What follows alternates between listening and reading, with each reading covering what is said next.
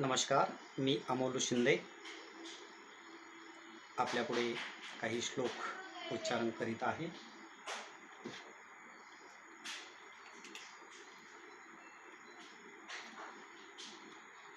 वक्रतुंड महाकाय सूर्यकोटि समप्रभ निर्विघ्नं कुरु मे देव सर्वकार्येषु सर्वदा. गुरुर्ब्रह्मा गुरुर्विष्णुः गुरुर्देवो महेश्वरः गुरुर्साक्षात् परब्रह्म तस्मै श्री गुरवे नमः. या देवी सर्वभूतेषु बुद्धिरूपेण संस्थिता नमस्तस्यै नमस्तस्यै नमस्तस्यै नमो नमः.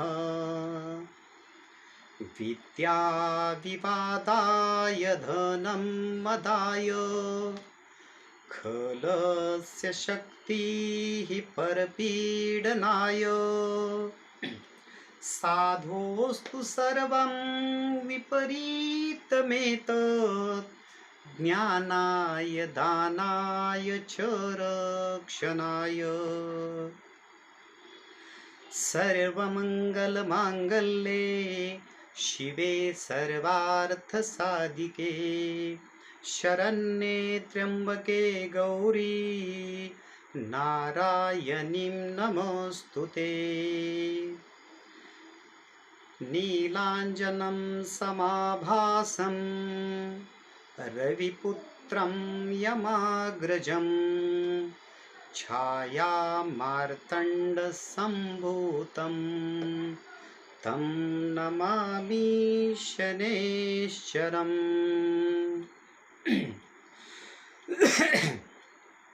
रामो राजमणिः सदा विजयते रामं रमेशं भजे. रामेणाभिहता निशाचरचमू रामाय तस्मै नमः. रामान्नास्ति परायणं परतरं रामस्य दासोऽस्म्यहं. रामे चित्तलयः सदा भवतु मे भो रामामुद्धर. धन्यवादः. संस्कृत भाषायाम् उच्चारणस्य कृते महत्त्वं वर्तते. तथा च लेखनकार्यम् अतिन्यूनम् अस्ति, परन्तु व्याकरणदृष्ट्या सरलतया सम्यक्तया शुद्धलेखनस्य आवश्यकता वर्तते. अहं तु यः कः अपि छात्रः शुद्धं लेखनं न करोति तं छात्रमहं गुणं कदापि न ददामि. किंचित प्रमादः थोडी जरी चूक असली तरी आम्ही त्या ठिकाणी एक गुणाचा प्रश्न असेल तर तिथे 0 मार्क देतो. त्याच्यामुळे तो विद्यार्थी पुढच्या वेळेस तशा प्रकारची चूक करू शकत नाही. म्हणून कोणतीही भाषा असो त्या भाषेमध्ये व्याकरणदृष्ट्या सर्व बाबीचं लेखन चांगल्या प्रकारे असणं गरजेचं आहे. म्हणून तसा संस्कृत विषय सर्व विषयामध्ये खूप सोपा आहे. कोणताही विद्यार्थी अगदी सहजपणे आउट ऑफ मार्क्स मिळवू शकतो. पण त्यासाठी शाळेत गुरुजन आपले शिकवत असताना व्यवस्थितरित्या लक्ष देणं गरजेचं आहे. आपण जेथे कुठे ट्युशनला असाल त्या ठिकाणी व्यवस्थित लक्ष देणं गरजेचं आहे. त्याचबरोबर घरी स्वतः अभ्यास करत असताना मात्र आणखी काळजीपूर्वक लेखन करणं गरजेचं आहे, वाचन करणं गरजेचं आहे. आणि त्यातून जर अडीअडचणी असतील तर शाळेतल्या शिक्षक लोकांना विचारणं आवश्यक आहे, ट्युशनमधल्या लोकांना विचारणं गरजेचं आहे, समजून घेणं गरजेचं आहे. आणि त्याच्यानंतर परीक्षा हे खूप सुंदर असं विद्यार्थ्यांच्या प्रगतीसाठी, ज्ञानवृद्धीसाठी एक प्रभावी माध्यम म्हणजे परीक्षा. कारण अनेक प्रश्न आणि त्यांची उत्तर आपण कशा पद्धतीनं लिहितो आणि त्याचं परीक्षण कशा पद्धतीनं केलं जातं. कारण परीक्षणाला सुद्धा खूप महत्त्व आहे. बऱ्याच वेळा घडतं काय आहे, अनेक शिक्षक लोक विद्यार्थ्यांमध्ये संस्कृत विषयाबाबत चांगली आवड निर्माण व्हावी यासाठी हात सोडून त्याचं चुकीचं असलं तरीही त्याला गुण देतात आणि तो आउट ऑफ मार्क्स विद्यार्थी मिळवतो. आणि जर आमच्यासारख्या एखाद्या क्लासेसच्या माध्यमानं जर परीक्षा आयोजित केली की कोणत्याही विद्यार्थ्यानं यावत, आम्ही ही परीक्षा ठेवतो आणि आमच्या क्लासचा 20 गुणाचा पेपर आपण जर सोडवला आणि त्यामध्ये जर आपल्याला आउट ऑफ मार्क्स मिळाले तर आमच्या क्लासच्या वतीनं आम्ही त्या विद्यार्थ्याला 100 रुपये बक्षीस देतो. पण अपेक्षित आहे जसं पुस्तकात आहे तशा प्रकारेच उत्तर आम्हाला अपेक्षित आहे. मग हलंतमचा नियम असेल, अनुस्वाराचा नियम असेल, अनुनासिकांचा नियम असेल, पूर्णविरामाचा नियम असेल, इत्यादी सर्व बाबींचा आम्ही विचार करून त्या ठिकाणी पेपर चेकिंग करत असतो. आता बऱ्याच जणांना प्रश्न पडतो की शारदा संस्कृत क्लासेसमध्ये शिकणारा विद्यार्थी हा कोणत्याही शाळेमध्ये वर्गामध्ये क्रमांक 1 वरच का असतो. कारण आम्ही आमच्या क्लासच्या माध्यमाने त्या विद्यार्थ्यांच्या भरपूर चुका दाखवून देत असतो, जेणेकरून ह्या सारखं सतत चुका दाखवून दिल्यामुळं तो शाळेतल्या परीक्षेमध्ये एकही चूक करत नाही.